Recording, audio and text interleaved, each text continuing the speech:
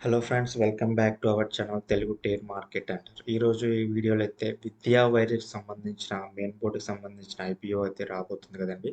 So ఈ IPO గురించి అయితే ఈ వీడియోలో అయితే డిస్కస్ చేద్దామండి. ముందుగా చూడండి, మీకు విద్యా వైర్స్ ఈ సంబంధించిన ఈ కంపెనీ ఏదైతే ఉందో ఇది మనకి 1981లో అయితే స్థాపించడం అయితే జరిగిందండి. దీనికి ప్రస్తుతానికి వచ్చేసి ఎండిఆర్ సిఇఓ వచ్చేసి శైలేష్ అయితే ఉన్నారు.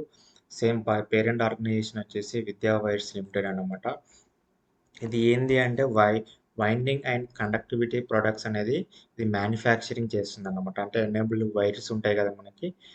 ఈ వైర్స్ ఏవైతే కాపర్ వైర్స్ ఉన్నాయో కాపర్ వైర్స్‌ని copper conductors and bus bars అని చెప్పేసి అండ్ పీవీ రిబ్బన్స్ అని చెప్పేసి ఇవి మనకు ఇవన్నిటిని కూడా మ్యానుఫ్యాక్చరింగ్ చేసి సేల్స్ అనేది చేస్తుందన్నమాట. మరి వీటిని ఏ ఏ ఇండస్ట్రీస్‌లో ఎక్కువగా వాడతారంటే చూడండి, కరెంట్‌కి సంబంధించిన industries and general engineering and electrical systems, solar ఎనర్జీకి సంబంధించిన industries and electrical mobility and రైల్వేస్‌లలో వీళ్ళు ఎక్కువగా వీళ్ళ ప్రొడక్ట్స్ అనేది వాడుతున్నారన్నమాట.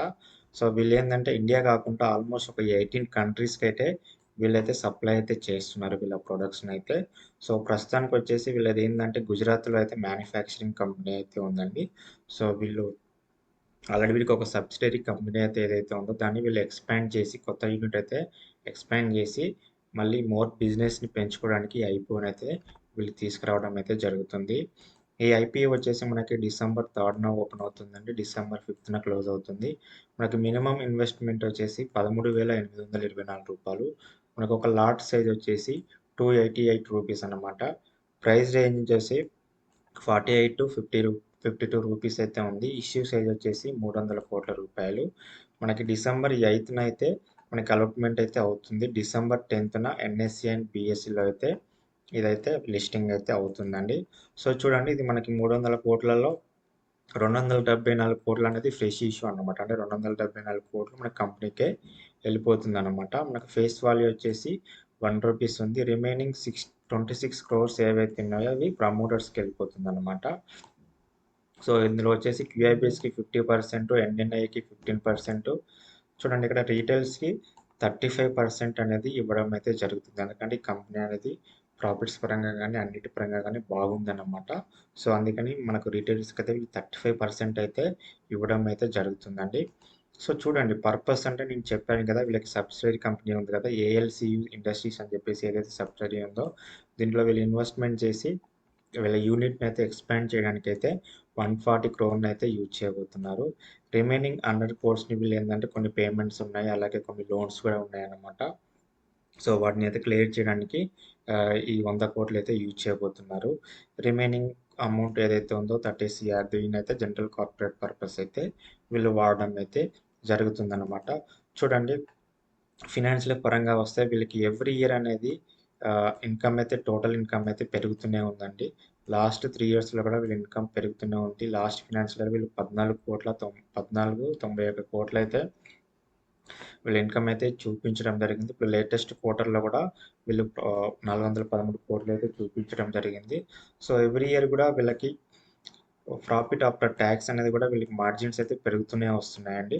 లాస్ట్ ఫినాన్షియల్ ఇయర్‌లో చూడండి 40 క్రోర్స్ అయితే వీళ్ళు ప్రాఫిట్స్ అయితే చూపించడం జరిగిందండి. సో నెక్స్ట్ ఎబిడేటా గానీ, నెట్ వర్త్ గానీ, లైక్ రివర్స్ సర్ప్లైజెస్ కానీ, టోటల్ బారింగ్స్ ఉన్నాయి కదా, మీకు చెప్పినట్టుగా మీకు 162 ఉన్నాయి. అందులో ఇప్పుడు ఆల్మోస్ట్ ఒక 100 కోట్ల దాకా వీళ్ళు తీర్చబోతున్నారని చెప్పేసి మనం మాట్లాడుకున్నాం కదా.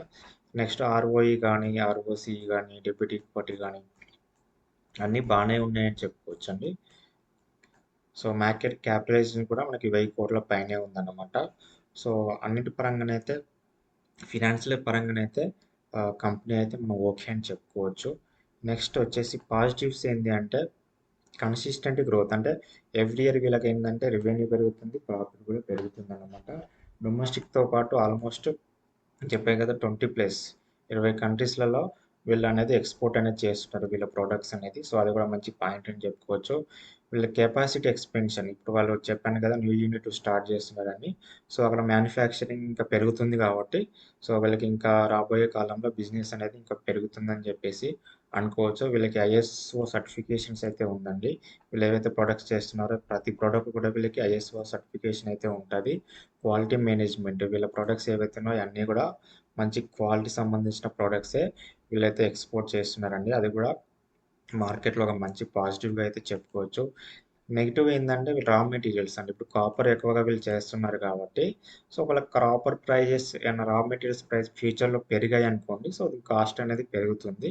వీళ్ళకి ఎక్స్‌పెన్స్ అనేది కొంచెం పెరగవచ్చు. సో, అదొక నెగెటివ్ కింద అయితే చెప్పుకోవచ్చు. బాగా నెగెటివ్ కింద కాదు. ఒకవేళ కాపర్ ప్రైజెస్ నార్మల్‌గా మీ కమోడిటీస్ అనేది పెరుగుతూ ఉంటాయి, తగ్గుతూ ఉంటాయి. అవి కామన్. ఒకవేళ బాగా పెరిగితే వీళ్ళకి రా మెటీరియల్ కాస్ట్ అనేది కొంచెం ఎక్కువగా అయితే అవుతుంది. నెక్స్ట్ వచ్చేసి వీళ్ళు మెయిన్‌గా 3 సెక్టార్స్ మీద ఎక్కువగా ఆధారపడి ఉన్నారు. Power and electrical and general engineering sectors. వీళ్ళు 6, 7 ఇండస్ట్రీస్‌కి వీళ్ళు సరఫరా చేస్తారు. బట్ మెయిన్‌లీ అయితే ఈ 3 కంపెనీ సెక్టార్ మీద వీళ్ళ బిజినెస్ అనేది ఎక్కువగా జరుగుతుంది. ఒకవేళ దాంట్లో వీళ్ళకేమన్నా డ్రాప్ అయ్యారనుకోండి, సో, కొంచెం బిజినెస్ అనేది తక్కువే అవకాశాలైతే ఉంటాయి. వీళ్ళు కూడా ఓన్లీ 5 రా మెటీరియల్స్ సప్లై చేసేవారు ఎవరైతే ఉన్నారో మెయిన్‌లీ ఆ 5 కంపెనీస్ మీదనే వీళ్ళు ఎక్కువగా ఆధారపడుతుంటారు. సో, అక్కడ గనక ఏదైనా సప్లై డిలే అయిందనుకోండి వీళ్ళ మ్యానుఫ్యాక్చరింగ్ కూడా డిలే అయ్యే ఛాన్స్ ఉంది. సో, అలాంటప్పుడు కూడా ఎఫెక్ట్ అయ్యే ఛాన్స్ ఉంది. ఇండస్ట్రీ కాంపిటీషన్ అనేది కూడా ఆల్మోస్ట్ ఉంది. సో, ఇది సహజం అన్నమాట. ఏ ఇండస్ట్రీలోనైనా మనకు కాంపిటీషన్ అయితే కంపల్సరీ ఉంటుంది. సో, ఇది కూడా బిగ్ నెగెటివ్ అయితే కాకపోవచ్చు. Next biggest sales in shares wastage అంటే గుజరాత్ అండ్ మహారాష్ట్రలోనే వీళ్ళు ఎక్కువగా సేల్స్ అనేది చేస్తున్నారన్నమాట ఇండియాలో.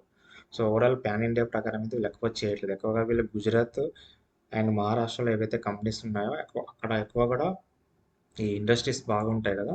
సో, అక్కడ వీళ్ళేందంటే ఎక్కువగా సేల్స్ అనేది అక్కడే జరుగుతున్నాయి. సో, పాన్ ఇండియా వైస్‌గా ఎక్కువ జరిగితే ఇంకా బాగుంటుందనైతే మనం అనుకుంటున్నాం. సో, మనకి జీఎంపీ వచ్చేసి ప్రస్తుతానికైతే రూ. 10 ఉందండి గ్రే మార్కెట్ ప్రీమియంలో.